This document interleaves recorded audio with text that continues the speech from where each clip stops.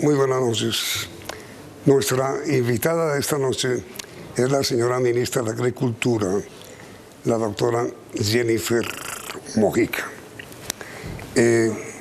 Yo creo que muchísimas personas en Colombia nos sorprendimos con el nombramiento de la doctora Jennifer como ministra. Muchos y muchas.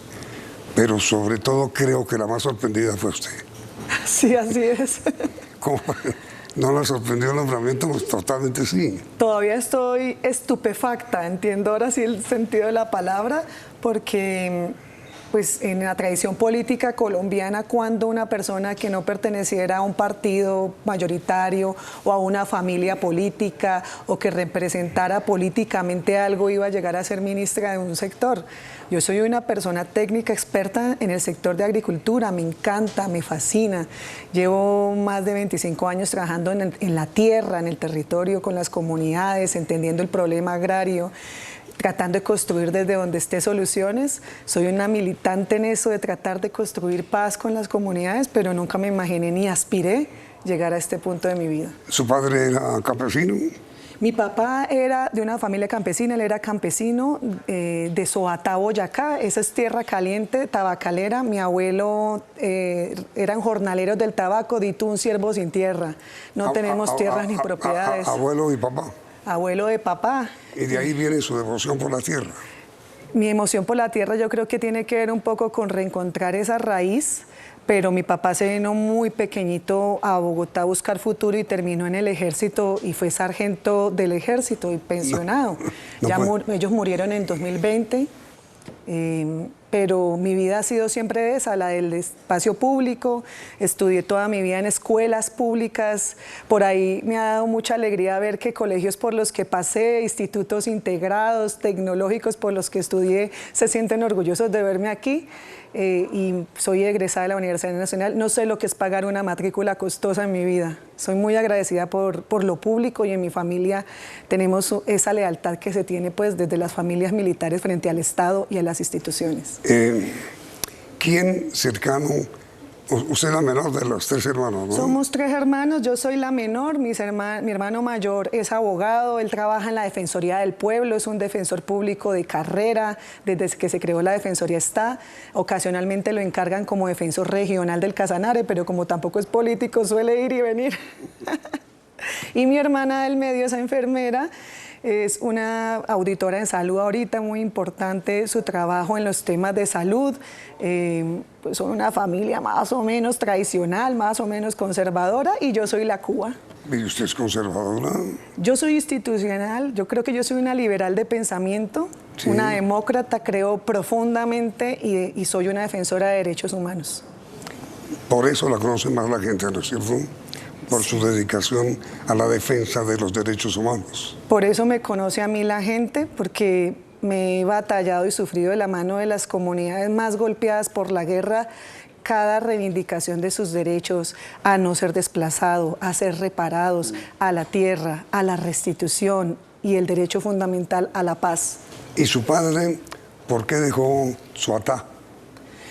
Porque eran una familia con muchos hijos, muy pobre, y él era un muy buen estudiante. Mi papá alcanzó a estudiar hasta quinto de primaria en la escuela Veredal. ¿Cuántos hijos? Ellos eran 12. 12. Y él era el mayor, entonces eso era un trabajo forzoso, sí, y súper pobres. Y entonces él contaba, cuando vivía, que él era muy buen estudiante, muy inteligente. Pero cuando llegó, para ir a la escuela era como 1 hora y media a pie, yendo y volviendo. Cuando llegó a quinto ya no hubo donde hacer bachillerato y él quería salir de eso, él sentía que eso era un atraso, entonces se vino a buscar suerte para estudiar. ¿Y estudió? No, mi papá llegó a cuarto de primaria y mi mamá alcanzó a hacer como hasta sexto. Ninguno de los dos. Mi mamá, ama de casa, muy amorosa, hizo estos hijos y esta familia muy bien formada. ¿Y entonces cómo comienza su vida? Es decir, siendo su papá campesino, su madre ama de casa, su papi sale de Soatá, se viene para Bogotá, termina como sargento. ¿Cómo es entonces, cómo comienza su vida académica? Bueno, mi vida académica, bueno, yo nací en Bucaramanga, Santander, pero nuestra familia somos de aquí y de allá. Mi papá es de Sobatá, mi mamá es de San Pablo, sur de Bolívar, porque mi mamá... Uy. Sí, bueno, hoy no saben de dónde es, porque imagínense que mi mamá... Pero San Pablo es el Magdalena Medio, pónganle cuál es la historia. Pero izquierda total. No, es que mi mamá es hija de un obrero trabajador de ese entonces de la Troco, la Tropical Oil Company. Entonces sí, ellos iban naciendo niños en cada campamento del río Magdalena. Después mi abuelo se fueron a Cerías Paz del Río, y entonces somos hijos también de esa familia minera. Pero son más de Boyacá, ellos son más de Duitama. Mi hermano mayor nació en Florencia, Caquetá, y debido a esos traslados continuos de los militares, mi hermana del Socorro, Santander, yo nací en Bucaramanga, pero he vivido en Arauca, en Puerto Boyacá, en Cali, en Duitama, y así, hasta que llegué a Bogotá a la universidad. ¿Usted conocía al presidente Petro? No, lo conozco ahora personalmente. ¿No lo conocía antes? No, hasta ahora. ¿En la campaña no? No, lo conocí el día que me designó como jefe de empalme para el sector agricultura. Él nos convocó a algunas personas y nos invitó a ayudarle a hacer ese empalme técnico. ¿Y usted qué era ahí?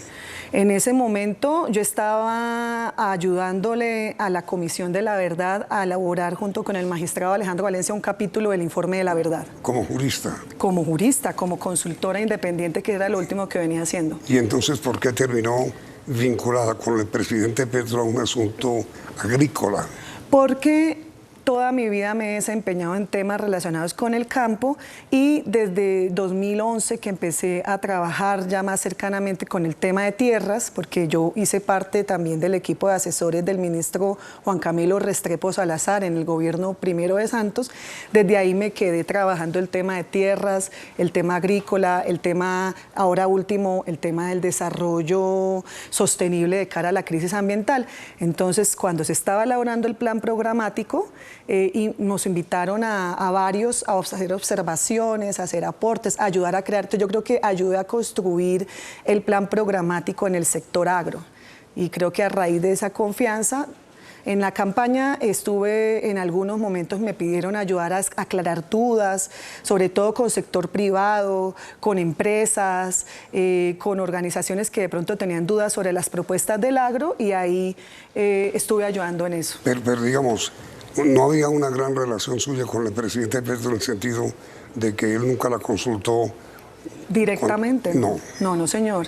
De hecho, mi primera conversación así más fluida, personal, fue el día en que nos invitó a ser parte del nuevo gabinete, más programático.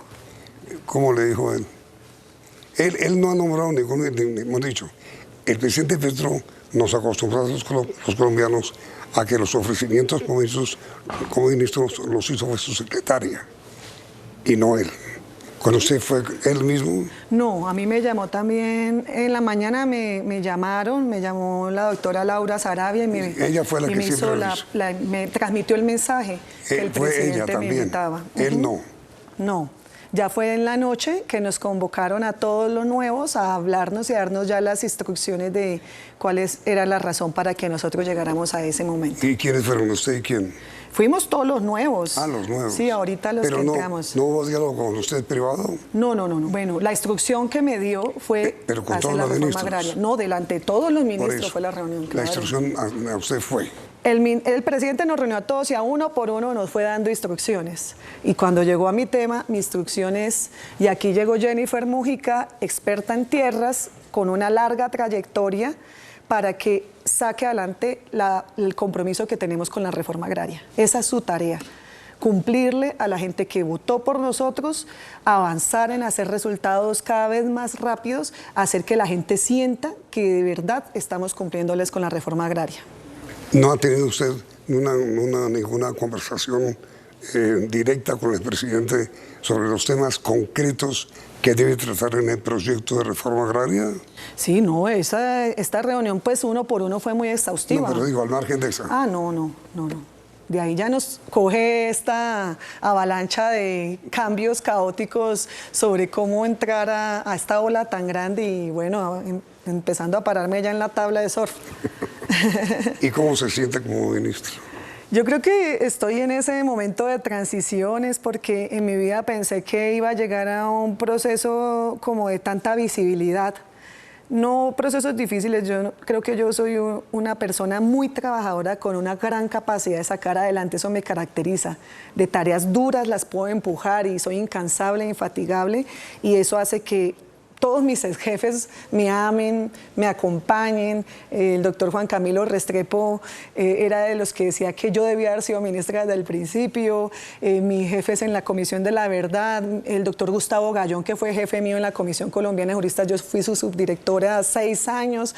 Miriam Villegas fue mi jefa en el INCUDER. O sea, mi capacidad de mover cosas duras, de organizar procesos y hacer eficiente procesos, o sea, ser efectiva, es lo que me caracteriza. Entonces, a eso no le tengo ni miedo, de hecho me genera muchas ganas, yo soy muy optimista, creo que es un momento histórico en el que podemos darlo todo para salir adelante. Pero estos cambios, pues, del tiempo privado que uno empieza a perder, de tener una visibilidad tan pública, tiempo con los hijos, bueno, es que, es duro. A propósito perdón que le interrumpa, a propósito de sus hijos, señora ministra, pues usted está criando, pues tiene un niño de 8 y otro niño de 7 años. Sí, señor. Está criando. ¿Ellos ya entienden qué es ser ministra? Bueno, mis hijos han estado en la barriga y han estado alzados en el canto y desde que caminan han caminado el campo colombiano, las veredas, los caminos, las organizaciones. Ellos están completamente relacionados con el trabajo mío y del papá. El papá también trabaja en temas agrarios y ambientales en la Amazonía. Nosotros los hemos involucrado siempre a nuestro trabajo social y comunitario. Pero ellos tienen conciencia ya clara de qué es ser ministra. Yo creo que el más grande ya empieza a entender, porque obviamente en el colegio les hablaron, los tratan distinto, empiezan a ver que no tienen el tiempo suficiente, el menor le ha costado bastante, pero yo creo que para ellos sobre todo lo más duro ha sido verme en televisión tanto tiempo. ¿Y su esposo cómo reaccionó? Mi esposo me dio un respaldo total, dice que mientras podamos hay que construir, poner al servicio del país, lo tomamos como un servicio civil, como un mandato popular que tenemos, al que hemos trabajado siempre y en el que seguiremos trabajando siempre desde donde estemos. Pues bueno, ministra, mire, que tenga muchísima suerte. Ahora sí vamos a hablar de trabajo. A ver, ministra querida, ¿cómo es todo ese escándalo que hubo hoy sobre esto de la expropiación de tierras? ¿Qué es eso? Bueno, yo creo que es un malentendido, pero que el presidente ha sido muy claro y enfático. Creo que él hizo una promesa de campaña de que no iba a expropiar y su instrucción de hacer reforma agraria y de hacerla eficiente, de mejorar los procesos largos, de hacerlo lo más rápido posible, no es una instrucción de expropiar. Él jamás nos dijo expropien. Él nos recomendó apoyar desde el gobierno una proposición que de la iniciativa parlamentaria se quiere hacer al plan de desarrollo, que fue suscrita por la representante Tamara Argote, que busca facilitar las compras voluntarias de tierras para que esta se haga más rápido, como tratar de reducir los tiempos y los procesos que hacen que sea difícil, pero no nos dio esa instrucción de expropiar. Eso es un rumor que yo creo que eso se hace con el ánimo como de generar un mal ambiente a este cambio y a este remesón ministerial y a esta intención de avanzar en la reforma agraria. Porque el presidente produjo hoy, o escribió, divulgó 2 trinos, en los cuales dijo, eso es falso sobre la expropiación, luego reiterativo además, ¿no? Sí, es falso. El presidente nunca nos ha dado la instrucción de hacer expropiación, nunca nos ha dado la instrucción de hacer una reforma legal para hacer expropiación y de hecho, Yamil, yo creo que la expropiación ya existe en la ley. La expropiación la crearon en su momento cuando era el ministro Campo y Cecilia Ministra, porque la expropiación es vigente, está en la ley 160 de 1994 y es una figura vigente para el tema agrario. Si quisiéramos hacer expropiación ya las habríamos hecho. Sí. No es una línea de trabajo que tengamos en el gobierno. Bueno, miren, reforma agraria. Fundamentalmente, ¿qué piensa usted hacer, señora ministra, con la reforma agraria? Bueno, para hacer la reforma agraria tenemos que hacer que la agencia trabaje 24/7, la Agencia Nacional de Tierras. Ya se han adoptado las medidas de mejorarles el presupuesto, de mejorar la institucionalidad, se han abierto varias oficinas en el territorio, que es donde se tiene que trabajar, porque eso casi que lo habían llevado a su extinción, y hacer que todo avance más rápido, reducir estos procesos, tener una voluntad política de hacer que esto se dé. Pero entonces, mire, primero, ¿qué va a hacer usted para comprar la tierra que ya ofreció Fedegan? Bueno, ahí en eso estamos ahora revisando junto con la agencia qué es lo que funciona para seguir haciéndolo, qué es lo que tiene problema para superarlo y qué es lo que hay que ser más creativos. Para comprar tierras necesitamos además contar con una articulación con el Instituto Geográfico Agustín Codazzi y con las oficinas de notariado y registro. Ya las dos entidades se han puesto a disposición nuestra para mejorar la articulación, hay que hacer que sea rápido. Igualmente Fedegan ha manifestado su voluntad de seguir apoyándonos, de seguir avanzando en esto. Yo creo que con Fedegan lo importante es hacer una focalización en las regiones donde se quiere implementar la reforma agraria, que es la costa caribe y los valles interandinos, porque son zonas que necesitamos que se desarrolle la producción de alimentos. Sí. Y hacer pues que los procesos sean más eficientes. La plata la tenemos y la voluntad de cumplir la tenemos. La plata para comprar 3 millones de hectáreas. Ah, bueno, no, eso sí es otra no, hablo de eso. Sí. ¿De dónde sale? La cifra de las 3 millones de hectáreas es del acuerdo de paz del 2016 del presidente Santos. Exacto. Entonces ahí se dice, vamos a hacer una reforma agraria de 3 millones de hectáreas.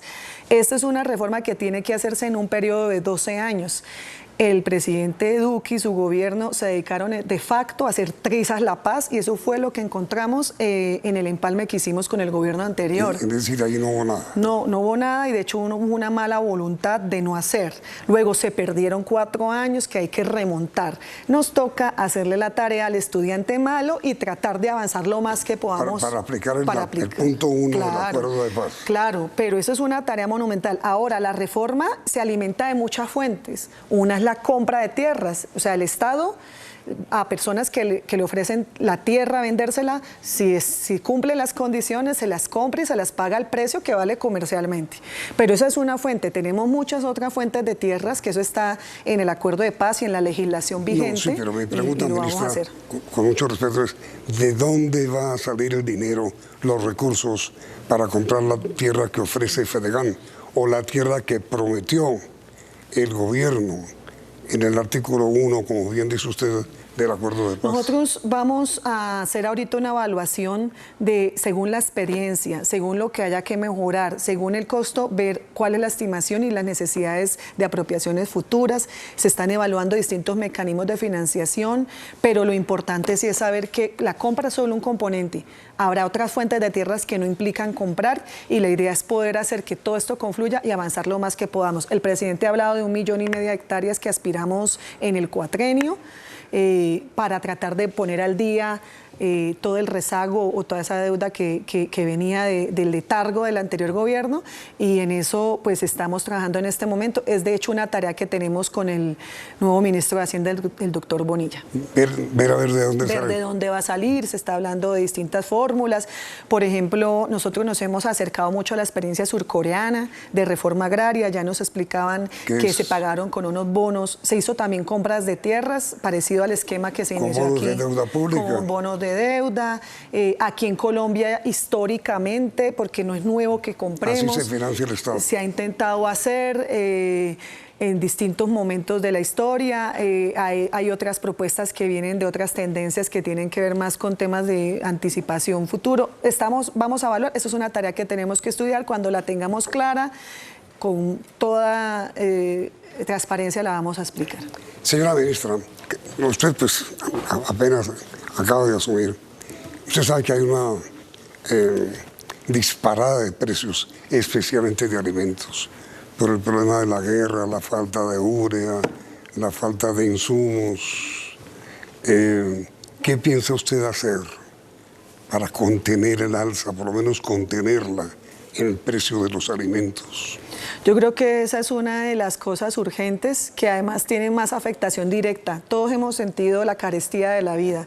Se suma desafortunadamente la situación de la inflación, la devaluación, que ahorita al menos ya se supone que está parando. Para aligerar los precios de los alimentos, que es una prioridad también del gobierno y que es algo en lo que no se había visto tampoco resultados hasta este momento, lo que estamos pensando es reactivar políticas del sector que ayuden a eso. De un lado, apoyando a los productores del campo, y es que algunos, los que más están sufriendo esto también son los que producen alimentos, los cultivadores, los campesinos, porque los insumos están por las nubes, como el dólar está altísimo. Todos los insumos, los fertilizantes son importados. Entonces, en eso el Ministerio tiene una gran posibilidad, que lo dijimos en el empalme, y es que todas estas entidades técnicas, científicas del sector, como el ICA, por ejemplo, pueda ayudarnos a producir internamente parte de esos insumos y fertilizantes para que sea un poco más barato. Está también, ya se había avanzado un poco en la oferta de alivios para los productores. Se acaba de hacer también muy bien el tema de nuevas líneas de crédito y financiación para la gente de verdad pobre, pequeña, que necesita alivios y estímulos. Tenemos que mirar qué otros elementos de la política del sector pueden ayudar a bajar los precios de producción. Y de otro lado están los que consumimos. Y en eso hay una cadena de intermediación muy grande. A mí me gusta poner un ejemplo, la cebolla cabezona. Una cebolla cabezona, si vale 100 pesos, 20 se le pagan al productor, pero 100 nos cobran a los que nos la comemos. Entonces uno dice, mejor no como cebolla, ¿cierto? Lo que ha hecho esta pobreza es que la población colombiana deje de comer, o que deje de comer cosas nutritivas por comer cosas que llenan. Lo que necesitamos es avanzar en esas políticas contra el hambre y reducir esas cadenas, y en eso hay muchas propuestas en la política de gobierno. ¿A usted le gusta el control de precios? Yo creo que eso es algo que se ha evaluado muchas veces y que la razón por la cual no se ha logrado tiene que ver porque tiene sus pros y sus contras. Lo que quiero hacer es poder retomar, una vez entremos, estas discusiones en un consenso amplio con la gente que sabe de esto. No me gusta, no me disgusta, creo que hay que evaluarlo, creo que no hay una fórmula para todo. Pues hay cosas que podríamos evaluar y revisar precisamente con cada gremio respectivo. ¿Usted hace de mercado? Claro, voy a palo quemado. Bueno, aunque ahora últimamente va mi marido, pero a mí me gusta ir, me gusta comer, tengo ya compra preferencial, me dan frutas. ¿Ha tenido que aumentarle el presupuesto por el mercado? Obvio, pero o sea, el mercado que comíamos hoy vale hasta 2 veces más de lo que hacía. Entonces, o come fruta o le toca dejar de comer carne, los huevos están por las nubes. ¿Y la carne qué tal? Sí, el tema de las proteínas es fundamental para la salud. Yo creo que algo que hay que entender para que le bajemos un poco el ruido al tema de la reforma agraria y esos fantasmas que nos quieren meter miedo, lo que hay que entender, la sociedad tiene que entender que necesitamos mejorar la producción de alimentos para que nosotros podamos alimentarnos mejor y más barato. Esa es la relación de interdependencia. Mejoramos el acceso a tierra, mejoramos el acceso a factores de producción, mejoramos la vida de los que cultivan, mejoramos nuestra alimentación. Necesitamos del campesinado todos los días de nuestra vida. Esa subida de precios tiene que ver también con esas condiciones tan adversas en el campo. Usted sabe lo que le espera, ¿no? Me espera una gran posibilidad de hacer las cosas mejor. Pero el trabajo va a ser muy duro. Va a ser muy duro. Pues porque la gente tiene que vivir comiendo, porque y hay que ver los precios como están. Usted no se imagina, Yamid, yo siento que todos estos niños muertos de hambre física en este país, sí, especialmente los niños indígenas, sí, especialmente los de La Guajira. Usted que se ha dedicado a eso, además. A los temas indígenas, yo le digo que esas muertes son una vergüenza para cada uno de nosotros. No entiendo cómo podemos seguir viviendo con eso en la carga de conciencia. Un gran porcentaje de las familias en Bogotá no comen 3 veces al día.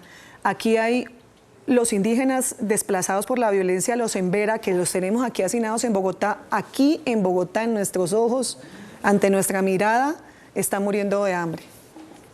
Pues, ministra Jennifer Mojica, lamento mucho el trabajo que le espera porque va a ser muy duro, pero le deseo la mejor de las suertes porque es necesario que usted tenga éxito.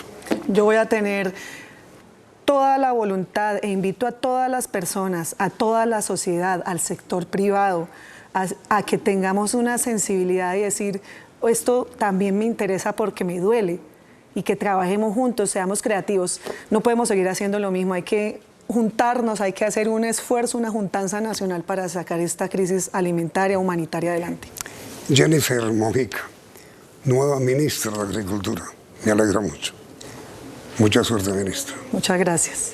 Y a ustedes, televidentes, gracias por la sintonía y los invito a que continúen aquí, en Noticentro 1. Se ve.